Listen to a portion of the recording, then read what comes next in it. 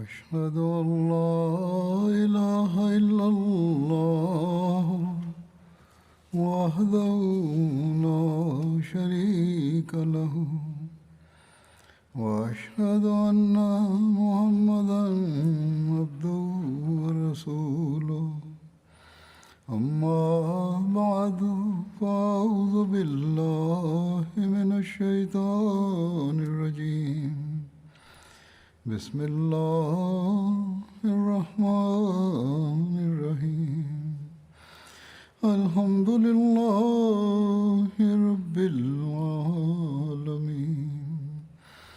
الرحمن الرحيم مالك يوم الدين إياك نعبد وإياك نستعين اهدنا الصراط المستقيم صراط الذين أنعمت عليهم غير المغضوب عليهم ولا الضالين. لقد قلت في نهاية الخطبة الماضية أن قصة المرتدين أو المنافقين في اليمامة، أي التي أثارها مسيلمة الكذاب وأصحابه، قد انتهت.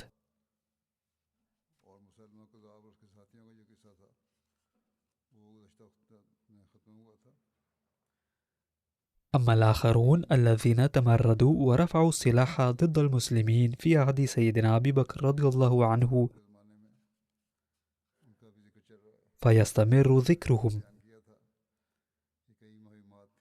فكانت بعثات كثيرة كما قلت لكم سابقا، وتم بيان الأولى منها، وكان بيانها طويلا. أما البقية العشر منها فقد ورد عن الثانية والثالثة منها أنها فتحت على يد سيدنا حذيفة وسيدنا عرجفة،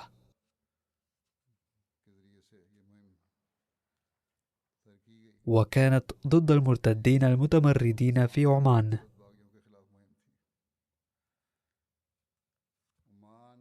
عمان مدينة يمنية قرب البحرين، وتقع بين الخليج الفارسي وبحر العرب، وكانت تشمل يوم ذاك الجزء الشرقي مما يعرف الآن بالإمارات العربية المتحدة. عاشت هنا قبيلة الأزد الوثنية والقبائل الأخرى التي كانت من المجوس.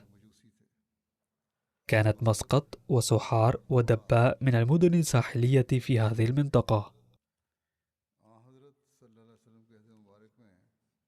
كانت عمان في عهد النبي صلى الله عليه وسلم تحت إمرة الفرس، وكان عليها جيفر، والديانة المجوسية كانت منتشرة في هذه المنطقة. بعث النبي صلى الله عليه وسلم أبا زيد الأنصاري وعمرو بن العاص السنة 8 من الهجرة برسالة للتبشير بالإسلام إلى أخوين زعيمين هنا، جيفر بن جلندي وعباد بن جلندي. وكان مضمون رسالة النبي كما يلي: بسم الله الرحمن الرحيم، من محمد عبد الله ورسوله إلى جيفر وعباد ابني جلندي، السلام على من اتبع الهدى، أما بعد، فإني أدعوكما بدعوة الإسلام أسلما تسلما، فإني رسول الله إلى الناس كافة لينذر من كان حيا ويحق القول على الكافرين، وإن أقررتما بالإسلام وليتكما، وإن أبيتما فإن ملككما زائل عنكما. فاعتنك هذان الأخوان الإسلام بعد أيام من النقاش وفقا لبعض الروايات. وفي رواية أن جيفر حاكم عمان قال: لا عذر لي في اعتناق الإسلام، لكني أخشى أني إذا جمعت الزكاة من هنا وأرسلتها إلى المدينة المنورة فسينفر مني قومي. فقال له سيدنا عمرو بن العاص: إن أموال الزكاة التي ستجمعها من هذه المنطقة ستنفق على فقراء المنطقة نفسها. فأسلم.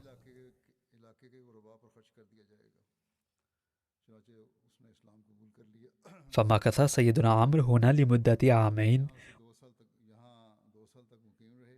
واستمر في دعوة الناس إلى الإسلام، وبسبب جهوده الدعوية الناجحة أسلم معظم سكان هذه المنطقة. فلما توفي النبي صلى الله عليه وسلم وانتشرت الردة والتمرد في جميع أنحاء شبه الجزيرة العربية، طلب أبو بكر رضي الله عنه عمرو بن العاص من عمان إلى المدينة المنورة. وفي الطرف الآخر قام لقيط بن مالك الأزدي ويقال له ذو التاج، فادعى النبوة، وكان يسمى في الجاهلية الجلندي ملك عمان. وكان جلندي لقب ملوك عمان. وتبعه الجهلة من أهل عمان واحتل عمان. واضطر جيفر وأخوه عباد للجوء إلى الجبال، فأطلع جيفر سيدنا أبا بكر رضي الله عنه على الأوضاع كلها واستمده، فأرسل حضرته إليهم أميرين،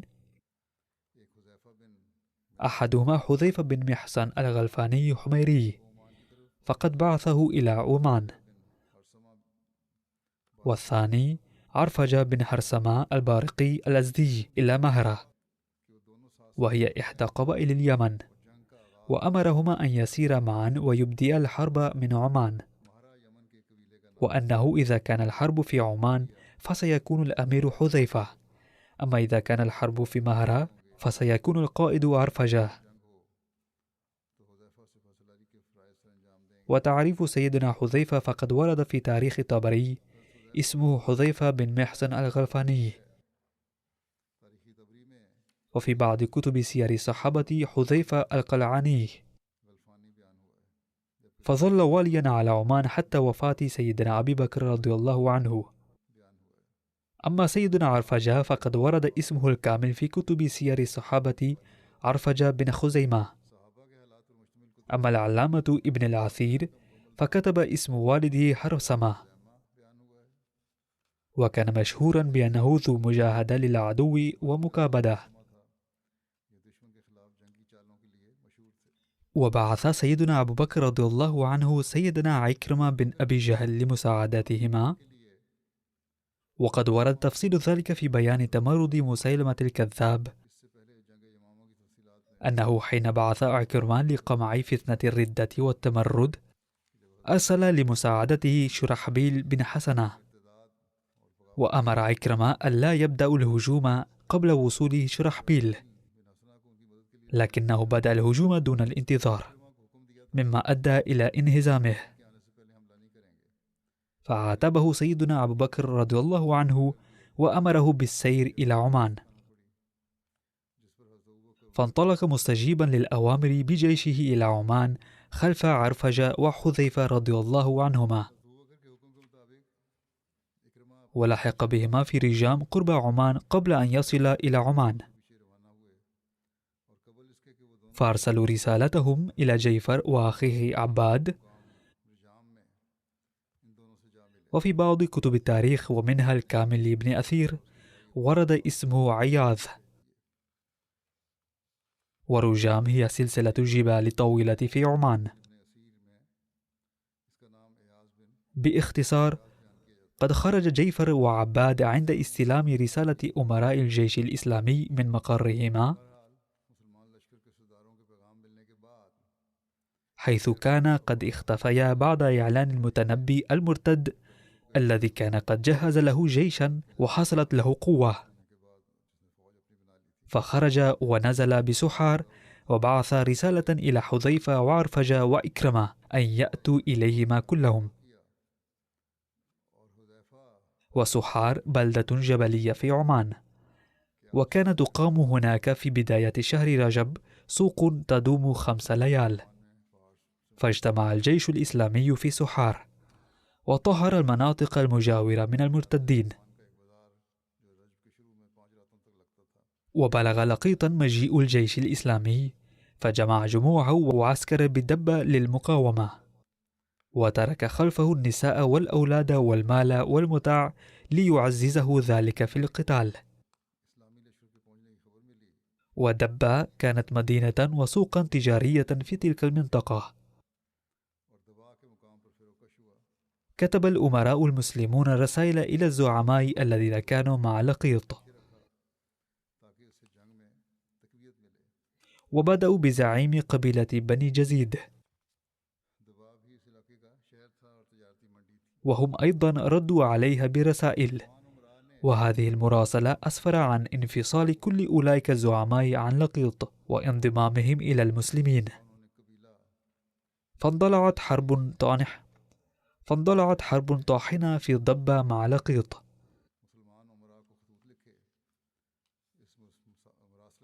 وكان في البداية غالبا، وكانت هزيمة المسلمين وشيكة، لكن الله عز وجل في تلك الساعة الحرجة نصرهم بلطفه وكرمه، حيث وصلت إليهم النجدة الكبيرة من شتى قبائل البحرين ومن بني عبد القيس، وتعزز الجيش الإسلامي، فتقدم وعاد الكرة بشدة على جيش لقيط، فانهزموا وهربوا. فلاحقهم المسلمون وقتلوا قرابة 10,000 مقاتل منهم، وأسروا الأولاد والنساء، واستولوا على الأموال والسوق، وأرسلوا خمسه مع عرفجة إلى سيدنا أبي بكر رضي الله عنه. وبذلك تم قمع هذه الفتنة في عمان أيضا، واستقر الحكم الإسلامي على أسس متينة. بعد الحرب استقر سيدنا حذيفة في عمان، واشتغل في إصلاح الأوضاع وإرساء دعائم الأمن. أما عرفجة فكما قلت فقد عاد مع الغنائم إلى المدينة. فانطلق سيدنا عكرمة بجيشه إلى مهرة لقمع التمرد هناك. فقد ورد عن حملات سيدنا عكرمة ضد المرتدين المتمردين أن سيدنا أبا بكر رضي الله عنه أعطى إكرمة لواء وبعثه إلى مسيلمة، وبعث في أثره إلى اليمامة شرحبيل بن حسنة. فقد بعثهما إلى اليمامة، إلا أنه قال لإكرمة ألا يبدأ القتال قبل أن يصل إليه شرحبيل، لكن عكرمة كما ذكر سابقا أسرع وهاجم قبل وصوله، فرده مسيلمة هزيما. ولما عرف بذلك سيدنا شرحبيل بن حسنة توقف في مكانه، وكتب إليه سيدنا أبو بكر أن يبقى قرب اليمامة حتى وصول أمر آخر منه، وكتب إلى عكرمة يعنفه لتسرعه: لا أرينك ولا أسمعن بك إلا بعد أن تحرز إنجازا كبيرا، وعندها يمكن أن تأتيني. ثم أمره بالتوجه إلى عمان وقتال أهل عمان لمساعدة حذيفة وعرفجة. على كل حال، وكما قلت آنفا، فكانت عمان تضم البلاد المجاورة لخليج فارس،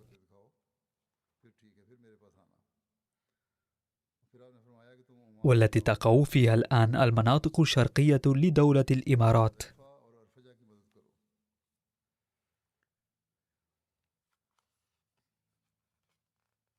كان يسكنها القبائل المشركة وأيضا المجوس، ومسقط وسحار ودبة مدن ساحلية هناك.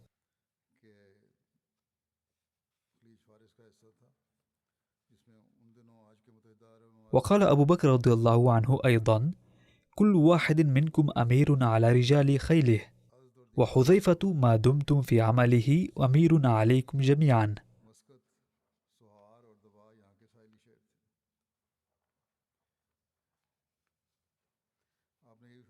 فإذا فرغتم فامضي إلى بني مهرة،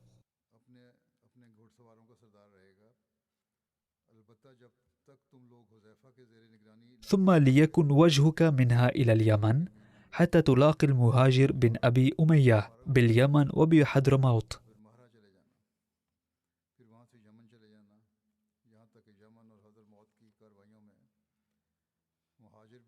وابق معه وأوط من بين عمان واليمن من أهل الردة،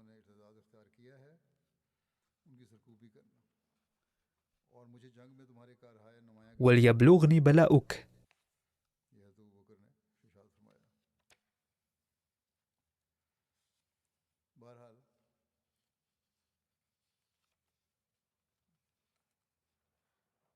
وقبل مسير عكرمة كان حذيفة بن محصن الغلفاني وعرفج البارقي خرج إلى عمان لقتال بني مهرة المرتدين بحسب تعليمات أبي بكر رضي الله عنه.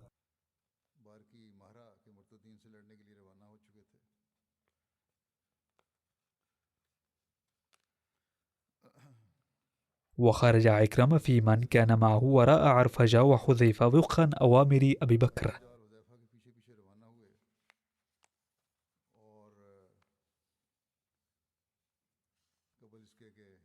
حتى لحق بهما قبل أن ينتهي إلى عمان.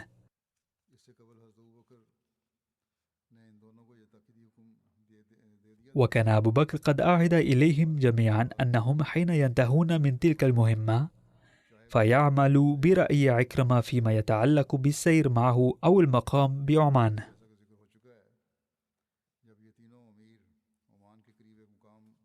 باختصار،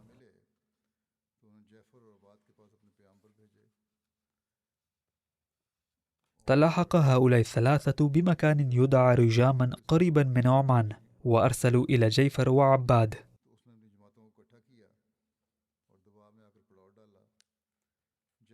وبلغ لقيطا مجيء جنودهم، فجمع جموعه وعسكر بدباه،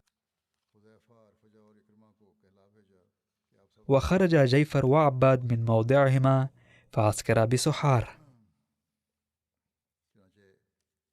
وبعث إلى حذيفة وعرفجة وإكرمة في القدوم إليهما، فقدموا إليهما بسحار كما مر آنفا، فطهروا المنطقة من أهل الردة، وتم الصلح بمن يليهم جميعا. وكاتب هؤلاء الأمراء 3 رؤساء كانوا مع لقيط، وبدأوا بسيد بني جديد، فكاتبهم وكاتبوه حتى ارفض هؤلاء الرؤساء عن لقيط. ثم وقع قتال شديد بين المسلمين وجنود لقيط، وقد مر ذكره مفصلا. وبعد هذه المعركة رأى عكرمة وحذيفة أن يقيم حذيفة بعمان حتى يوطي الأمور ويسكن الناس، ومضى إكرمة في الناس وبدأ ببني مهرة بالقتال.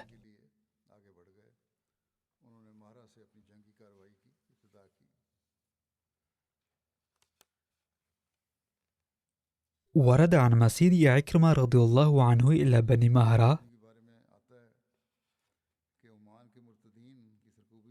أنه بعد القضاء على فتنة المرتدين في عمان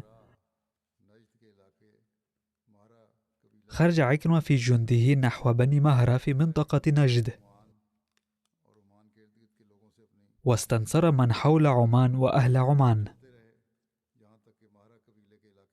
وسار ليأتي بني مهرة ومعه أناس كثير من قبائل شتى حتى اقتحم على مهرة بلادها،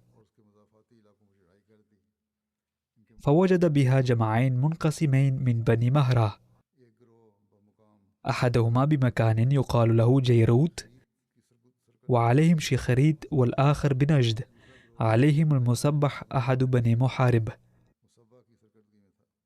الواقع أن بني مهرة جميعا انقادت لصاحب هذا الجمع إلا من كان مع شخريت، وكانا مختلفين، وكان كل واحد منهما يدعو الآخر إلى نفسه، وكل واحد من الجندين يشتهي أن يكون الفتح لرئيسهم، وكان ذلك مما أعان الله به المسلمين وقواهم على عدوهم ووهنهم. ولما رأى عكرمة قلة أصحاب شخريت دعاه إلى الرجوع إلى الإسلام، علما أنه كان مسلما قبل ارتداده، فقال له عكرمة أن يسلم ثانية ولا يحارب المسلمين، فكان أن استجاب له شخريت، ووهن الله بذلك المسبح. ثم أرسل عكرمة إلى المسبح يدعوه إلى الإسلام والرجوع عن الكفر، فاغتر بكثرة ممن معه، وازدادت الشقة بين المسبح وشخريت بسبب إسلامه، فسار عكرمة ومعه شخريت إلى المسبح، فالتقيا المسبح بنجد، فوقع بين الفريقين قتال كان أشد مما وقع بدباه. ثم إن الله هزم المرتدين المتمردين، وقتل رئيسهم، وركب المسلمون الفارين منهم، فقتلوا كثيرا واسروا كثيرا منهم، وأصابوا فيما أصابوا 2000 من النوق النجيبة. فخمس عكرمة الغنائم، وبعث بالخمس مع شخريت إلى أبي بكر رضي الله عنه، وقسم الأربعة الأخماس على المسلمين. وازداد عكرمة وجنده قوة والظهر والمال والمتاع والعتاد، وأقام في المنطقة حتى جمع أهليها، فبايعوا على الإسلام، فكتب بذلك مع البشير وهو السائب إلى سيدنا أبي بكر رضي الله عنه. ثم هناك ذكر عن مسير عكرمة رضي الله عنه إلى اليمن، حيث ورد أن أبي بكر رضي الله عنه كتب إلى عكرمة، وقد مر ذكره من قبل أيضا: إذا فرغت من بني مهرة ليكن وجهك منها إلى اليمن، حتى تلاقي المهاجر بن أبي أمية باليمن وبحضرموت، وأوطي من بين عمان واليمن ممن ارتده. وعملا بأوامر أبي بكر رضي الله عنه خرج عكرمة من منطقة بني مهرة سائرا نحو اليمن، حتى ورد أبيان قرية باليمن،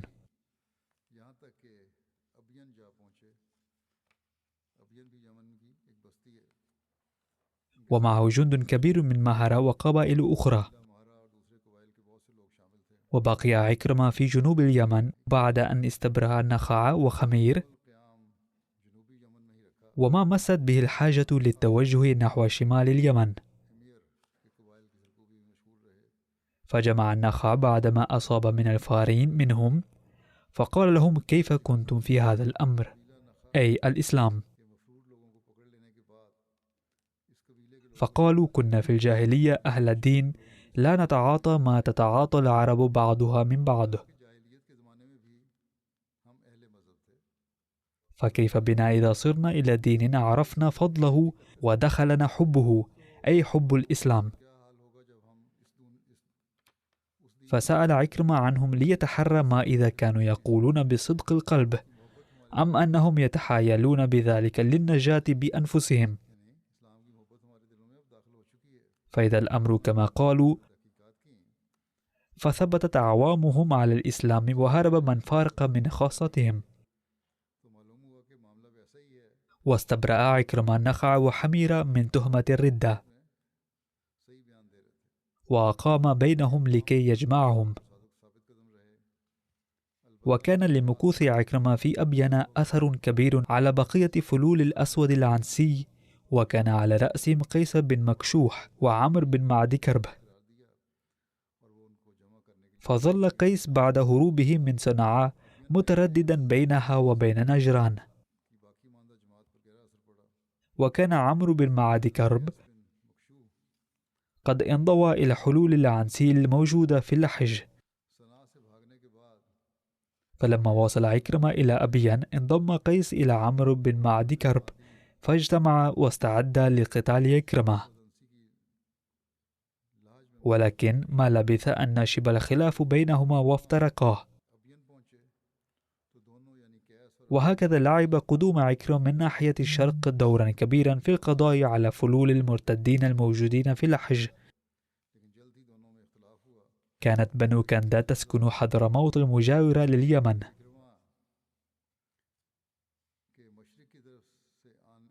وكان عاملها زياد بن لبيد رضي الله عنه. وعندما تشدد في أمر الزكاة اندلعت الثورة ضده، فوصل لنجدته عكرمة ومهاجر بن أبي أمية، وسوف تذكر تفاصيل ذلك عند الحديث عن مهمة مهاجر بن أمية.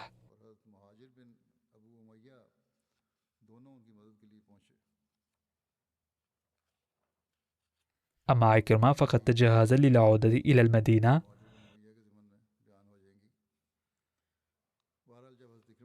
وعاد بابنة نعمان بن الجون التي تزوجها في ساحة القتال. وقد تزوجها مع علمه بما كان من تعنيف أبي بكر رضي الله عنه لخالد بن وليد حين تزوج أم تميم وابنة مجاعة.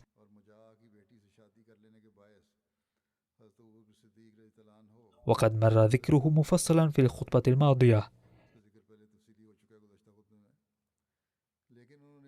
فتذمر من عكرمة عدد كبير من جنوده وانفصلوا عنه. ورويت القصة للمهاجر ولكنه لم يستطع أن يحكم فيها، فكتب إلى أبي بكر يسأله فيها.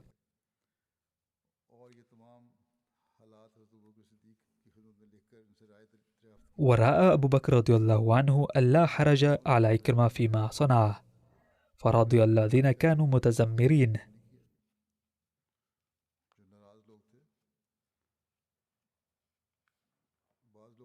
وكانت خلفية تذمر بعض الناس من عكرمة بسبب زواجه هي أنه كان نعمان بن الجون جاء إلى رسول الله صلى الله عليه وسلم وطمع في أن يزوجه ابنته هذه، ولكن رغب رسول الله صلى الله عليه وسلم عنها، فعاد بها أبوها إلى عدن.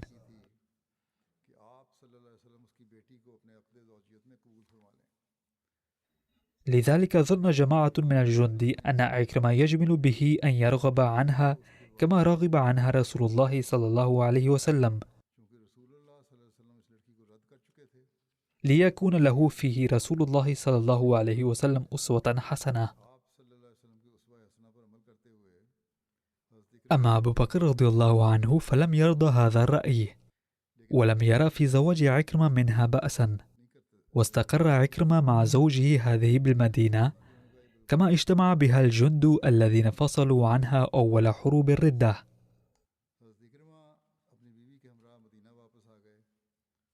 والتعريف بأسماء بنت النعمان بإيجاز هو أن المرأة التي تزوجها عكرمة مذكورة في البخاري وغيره من كتب الحديث.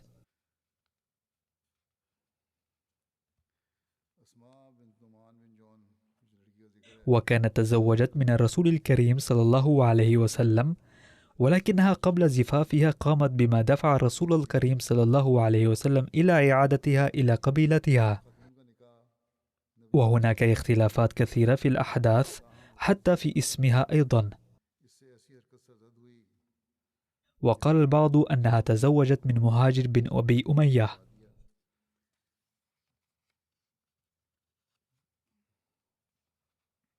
باختصار، قد بين المصلح الموعود رضي الله عنه تفصيل هذا الحادث فقال: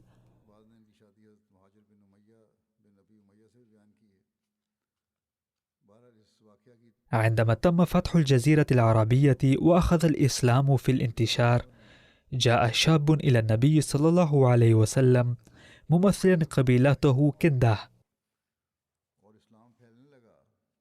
وكانت معه أخته واسمها أسماء أو أميمة، ولقبها الجونية أو بنت الجون. سأل الشاب النبي الكريم صلى الله عليه وسلم أن يتزوج من أخته التي كانت متزوجة من قريب لها والآن هي أرملة، وهي على قسط طيب من الجمال والكفاءة، ولما كان من أهداف النبي صلى الله عليه وسلم توحيد القبائل العربية قبل طلبه هذا، وقال سأعلن القران عليها بمهر قدره 12 أوقية من الفضة. فقال الشاب: يا رسول الله، نحن من علية القوم وهذا المهر قليل. فقال النبي صلى الله عليه وسلم: لم تمهر أي من زوجاتي أو بناتي بأكثر من ذلك. فقبل الشاب وتم عقد القران، وطلب من النبي صلى الله عليه وسلم أن يرسل أحدا ليأتي بالزوجة. فبعث النبي صلى الله عليه وسلم أبا أسيد فذهب، ودعته الجونية في بيتها، فقال: لقد نزل الحجاب على أزواج النبي صلى الله عليه وسلم. فسألته عن أمور أخرى فذكرها لها، ثم أركبها بعيرا وجاء بها المدينة، فنزلت في بيت في نخل في بيت أميمة بنت النعمان بن شراحيل، ومعها خادمة لها. قال المصلح الموعود رضي الله عنه: وفي بلادنا أيضا يبعثون أحد الخدام مع العروس حتى لا تلقى صعوبة من أي نوع. ولما كانت هذه المرأة شهيرة بجمالها وبالنساء فضول للتعرف على العروس، توجهت نسوة من المدينة لرؤيتها، ويبدو أن إحدى النسوة قالت لها: يجب أن تشتدي على زوجك، فإذا جاءك رسول الله فتمنعي وقولي: أعوذ بالله منك، فيحبك أكثر. إن لم يكن هذا افتراء هذه المرأة التي تزوجت، فلعل أحد المنافقين أثار هذه الفتنة عن طريق زوجتها أو قريبته. فجاءها النبي صلى الله عليه وسلم في خباء ضرب لها. يقول راوي الحديث: فلما دخل عليها النبي صلى الله عليه وسلم قال: هبي نفسك لي.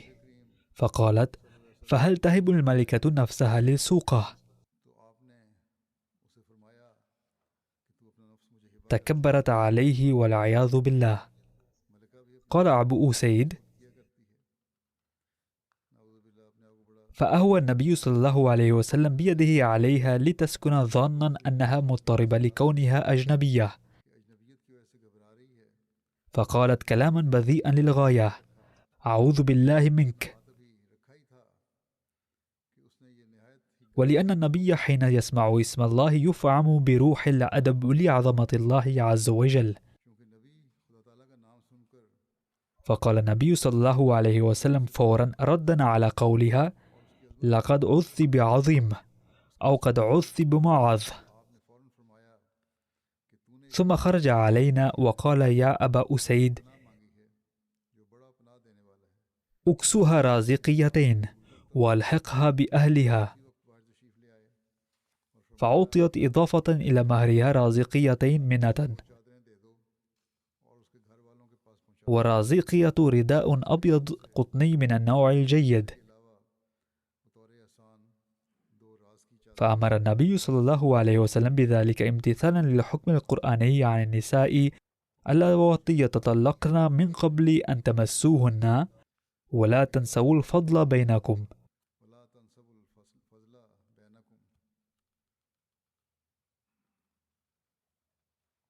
فأخذها أبو أسيد إلى أهلها، فشق ذلك على قبيلتها ولاموها كثيرا، ولكنها أصرت على أن هذا من شقاوتي، وقالت أيضا إن هناك من غرر بي وقال عندما يأتيك النبي صلى الله عليه وسلم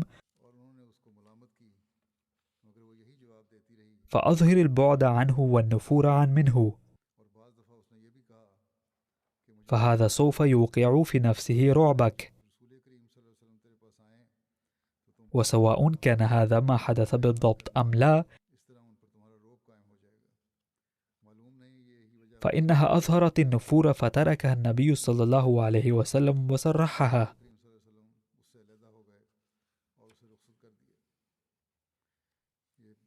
وقد ذكرت هذا من قبل في تذكرة صحابي حضرة أسيد رضي الله عنه.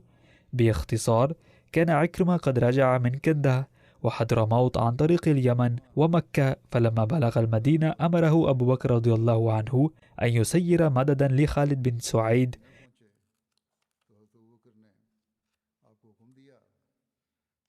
وكان عكرمة قد سرح الجند الذين قاتلوا معه في حروب الردة، لأنهم كانوا قد تعبوا بسبب خوضهم في معارك عديدة، فاستبدل الخليفة بهم غيرهم،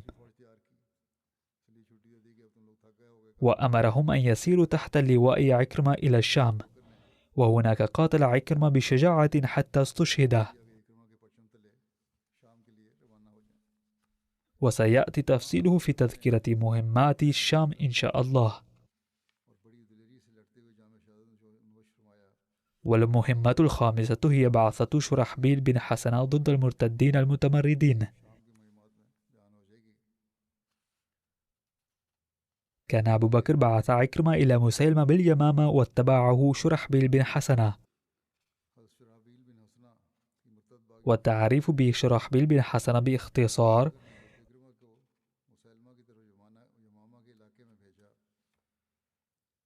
هو أن اسم أبيه عبد الله بن المطاع واسم أمه حسنة، وقيل إنه كندي وقيل تميمي. ولما مات عبد الله والد شرحبيل فكني باسم أمه شرحبيل بن حسنة، وأسلم شرحبيل قديما، وهاجر إلى الحبشة هو وأخواه. فلما قدموا من الحبشة نزلوا في بني زريق في ربعهم. كان شرحبيل من أشهر القادة في عهد الخلفاء الراشدين. توفي في طاعون عمواس سنة 18 للهجرة، وله 67 سنة. على أية حال، كما ذكر أن عكرمة خلافا لأمر أبي بكر رضي الله عنه أسرع بلقاء مسيلمة قبل وصول شرحبيل بن حسنة إليه، وذلك ليعود بفخار النصر، فرده مسيلمة هزيما.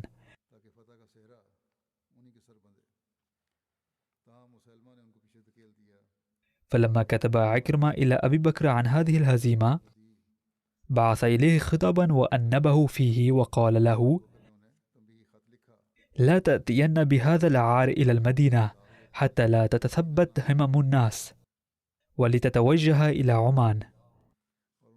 تلقى شرحبيل خبر هزيمة عكرمة وهو لا يزال في الطريق، فعكف عن مواصلة السير، فبعث خطابا إلى أبي بكر يطلب منه تعليمات جديدة، فأمره أبو بكر بالمقام حيث انتهى قرب اليمامة إلى أن يأتيه أمره، ولا يتصدى لمسيلمة حاليا، وهو الأمر الذي أرسل لأجله. فلما بعث أبو بكر الصديق خالد بن الوليد إلى اليمامة أمر شرحبيل بن حسنة: إذا قدم عليك خالد بن الوليد ثم فرغت من مهمة اليمامة فالحق بقضاعه، حتى تكون أنت وعمرو بن العاص على من أبى منهم وخالف.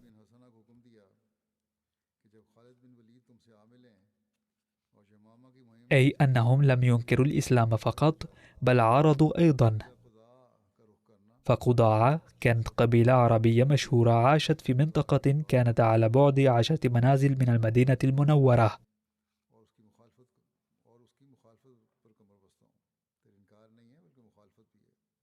وكانت تقع بعد وادي القرى في غرب مدائن صالح. على أية حال، وفقا لتعليمات أبي بكر الصديق رضي الله عنه، بقي شرحبيل مع جيشه حيثما كان إلا أن مسيلمة هاجمه بجيشه. ذكر ذلك أحد المؤلفين فكتب ما يلي: وفيما خالد بن الوليد يسري إلى اليمامة، التقت جيوش مسيلمة بلواء شرحبيل واضطرته إلى الارتداد.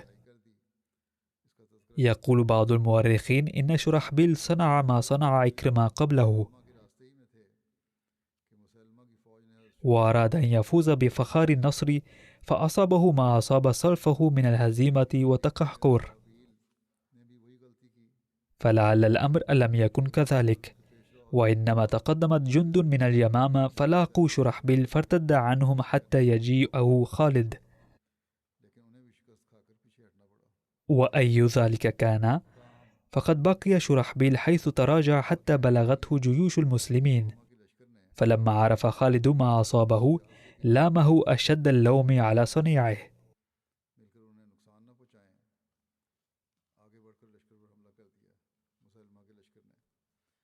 ولعل خالد كان يؤثر أن يتراجع من غير أن يشتبك مع خصمه حتى لا يقوي الظهر روحهم المعنوي، على أن يخوض في الحرب مع العدو رغم فقدان الكفاءة والقوة، فبالتالي يواجه الهزيمة.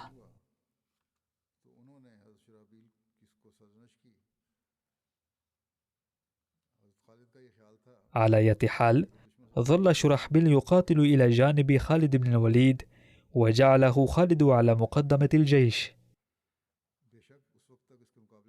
وعلى المجنبتين زيد بن الخطاب وأبا حذيفة بن عطبة بن ربيعة.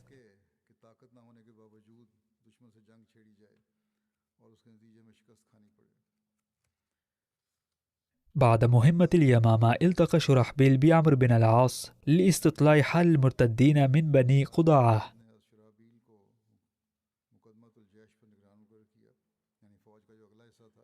فقد ورد أن شرحبيل وعمرو بن العاص أصبحا يغاوران أهل الردة من قضاعة، فكان عمرو بن العاص يغاور سعدا وبلقاء، وشرحبيل كان يغاور كلبا والقبائل التابعة لها. المهمة السادسة كان مهمة عمرو بن العاص ضد المرتدين البغاة.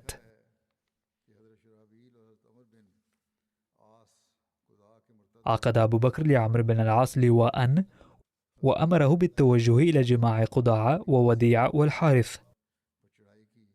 وقضاعة قبيلة عربية معروفة استقرت على بعد 10 منازل من المدينة المنورة في منطقة تقع غرب مدائن صالح بعد وادي القرى.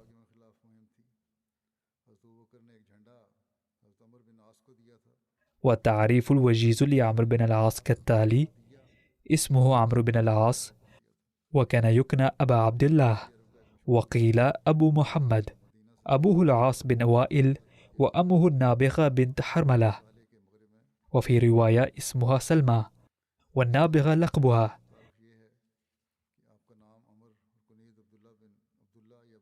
قيل كان إسلامه في صفر سنة 8 قبل الفتح ب6 أشهر.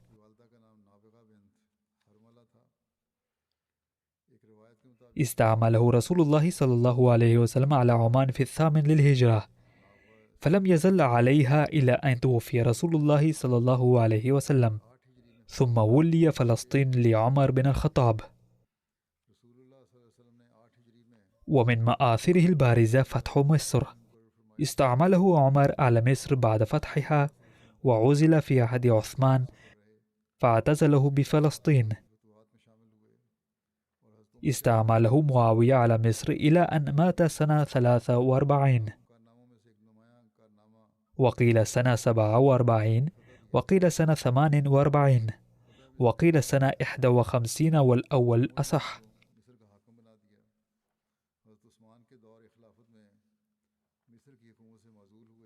كان حضرة عمرو بن العاص عذب الحديث وخطيبا مفوحا وفصيحا، وكان محنكا وسياسيا ماهرا وقائدا عظيما.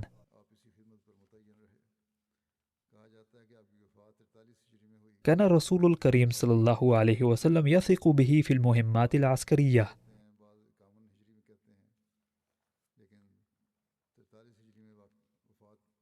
لقد اعتبرت هذه الأسرة المكونة من عمرو بن العاص ونجله عبد الله وأم عبد الله أفضل أسرة.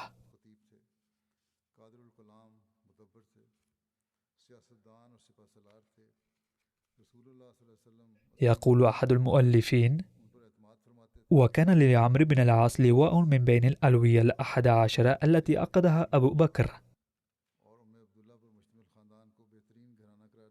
كلفه أبو بكر بمهمة قتال مرتدي قضاعة، لأنه كان قد قاتل مع قبيلة قضاعة في معركة ذات السلاسل في حياة الرسول الكريم صلى الله عليه وسلم،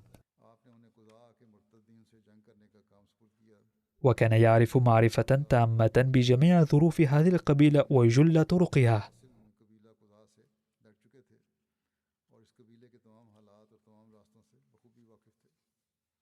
لقد بعث النبي صلى الله عليه وسلم في شهر ذي الحجة سنة 8 من الهجرة إلى ملكي عمان جيفر وعباد ابني الجلندي كتابا مع عمرو بن العاص يدعوهما إلى الإسلام،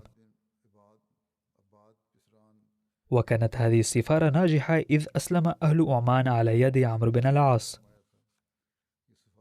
فسر النبي صلى الله عليه وسلم وعينه واليا للصدقة عليها جزاء خدمته العظيمة، ولم يزل مقيما هناك حتى جاءه نعي رسول الله صلى الله عليه وسلم، وأتاه كتاب أبي بكر الصديق رضي الله عنه.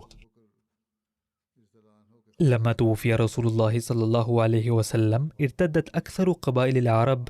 أرسل أبو بكر رضي الله عنه في طلب عمرو بن العاص من عمان لمحاربتها والقضاء على فتنة الارتداد، فجاء إلى المدينة. لما عين أبو بكر 11 أميرا فقد أمر حينها شرحبيل بن حسنة: امضي إلى اليمامة، فإذا فرغتم فامضي أنت إلى قضاعة، فكن مع عمرو بن العاص على من أبى منهم الإسلام وخالفه. فبدأ عمرو بن العاص وشرحبيل مهمتهما ضد المتمردين من بني قضاعة، وأصبح يغاوران عليهم. كتب أحد المؤلفين تفاصيل هذا الأمر فقال: لم يدخل بنو قضاعة في الإسلام بانشراح الصدر، بل إنهم أيضا مثل القبائل الأخرى قد اعتنقوا الإسلام خوفا أو طمعا في المال والجاه، وكانت قلوبهم خالية من حب الإسلام. لذلك فبعد وفاة رسول الكريم صلى الله عليه وسلم، بمجرد أن شعروا بضعف المسلمين رفضوا دفع الزكاة. فبعد أن تلقى عمرو بن العاص الأمر من دار الخلافة، توجه بجيشه نحو منطقة الجذام، سائرا على الطريق نفسه الذي سلكه من قبل. وعند وصوله إلى هناك رأى بني قضاعة على استعداد تام للحرب. بدأت المعركة وحمي الوطيس، فواجهت بنو قضاعة الهزيمة كما حصل سابقا، وأخذ عمرو بن العاص الزكاة منهم وارجعهم إلى الإسلام مرة أخرى، وعاد إلى المدينة المنورة مظفرا ومنصورا. سأتناول ذكر باقي هذه المهمات مستقبلا بإذن الله.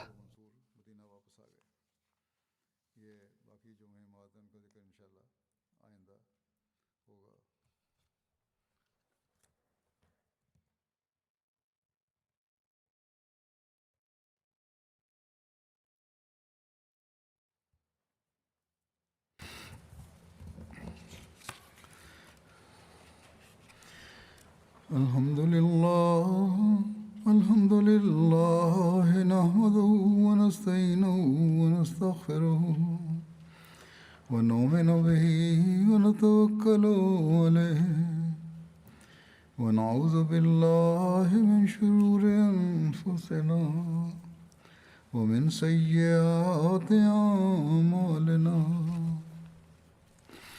من يهده الله فلا مضل له ومن يضلل فلا هادي له ونشهد أن لا إله إلا الله ونشهد أن محمدا عبده ورسوله